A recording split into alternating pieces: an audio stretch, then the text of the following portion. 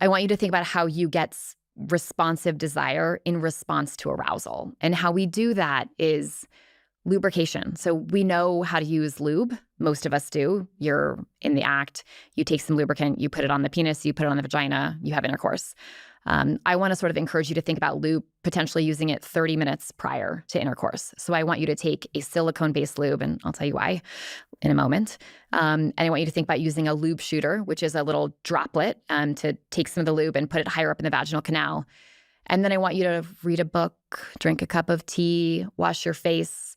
Women, as you sort of alluded to, are less visually stimulated into desire.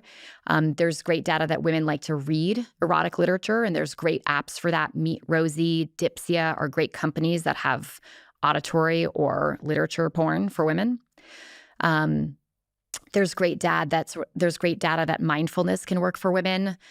Lori Brotto wrote a book called Better Sex Through Mindfulness, thinking about breathing techniques, staying present in the moment. My favorite strategy for this is to describe to yourself in your head, not aloud, what's happening. My breathing is relaxing, my vagina feels wet, sort of talking yourself through what's happening from a pathophysiologic perspective to bring yourself into the moment. But when we think about how to curate that arousal, essentially what you're doing is showing up at the party and then seeing what happens. And there's no expectations what happens at the party, but Emily Nagoski, who wrote Come As You Are, talks about, it's Friday night and you really want to put on your bathrobe and watch Love Island, but instead you're going to go to a party with your friends because you said you would, and you get there and it's actually kind of fun. So you stay and you have a good time, you have a drink. You actually like it when you're there.